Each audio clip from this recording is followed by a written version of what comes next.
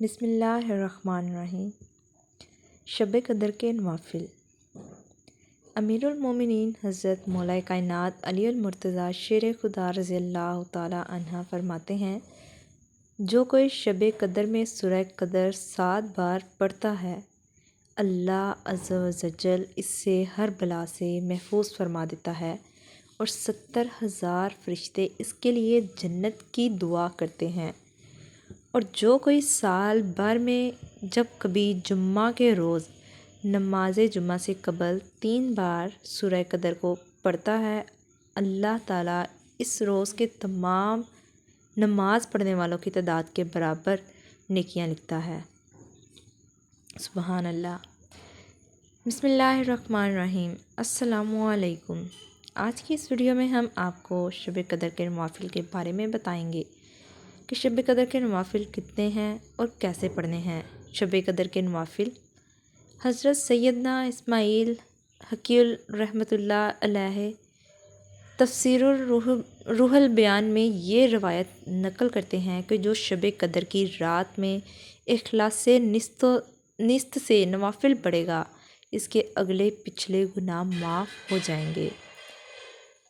سرکار مدینہ صلی اللہ تعالیٰ علیہ وآلہ وسلم جب رمضان المبارک کے آخری 10 دن آتے تو عبادت پر کمر باندھ دیتے، ان میں راتوں کو جاگا کرتے اور اپنے اہل کو جگایا کرتے۔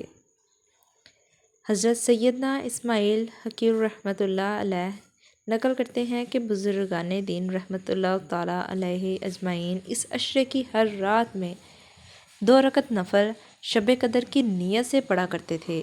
نیز بعض جگہ منقول ہے کہ جو ہر رات قرآن پاک کی 10 آیات اس نیت سے پڑھ لے تو اس کی برکت اور ثواب سے محروم نہ ہوگا۔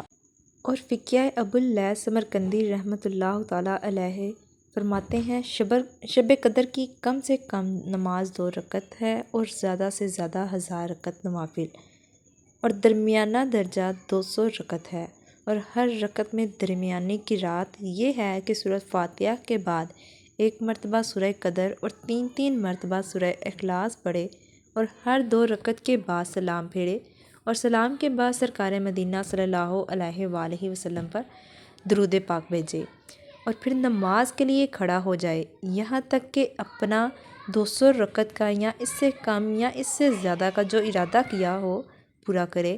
تو ایسا کرنا اس شب قدر کی جلالت قدر جو کہ اللہ تعالیٰ نے بیان فرمائی، اور جو سرکار دو عالم صلی اللہ تعالیٰ علیہ وآلہ وسلم نے اس کے قیام کے متعلق ارشاد فرمایا ہے کہ اس کے لیے اسے کفایت کرے گا۔ چنانچہ حضور نبی کریم صلی اللہ علیہ وآلہ وسلم نے فرمایا، تم پر ایک مہینہ آیا ہے جس میں ایک رات ایسی ہے جو 1000 مہینوں سے بہتر ہے۔ جو اس رات سے محروم رہ گیا وہ پوری بلائی سے محروم رہ گیا۔ ایسی رحمتوں اور برکتوں والی رات کو چھوڑنا یعنی عبادت نہ کرنا بہت بڑے محروم ہونے کی دلیل ہے۔ لہٰذا سب کو چاہیے کہ شب قدر کو پورے رمضان المبارک میں تلاش کرے، ورنہ کم از کم 27ویں شب کو ضرور عبادت میں گزارے۔ اے ہمارے رب کریم، اپنے پیارے حبیب صلی اللہ تعالیٰ علیہ وآلہ وسلم کے طفیل ہم گناہ گاروں کو لیلۃ القدر کی برکتوں سے مالا مال کر اور زیادہ سے زیادہ اپنی عبادت کرنے کی توفیق عطا فرما۔ آمین۔ ویڈیو اچھی لگے تو کمنٹ میں آمین ضرور لکھیے گا اور چینل کو سبسکرائب کرنا مت بھولیے گا۔ شکریہ۔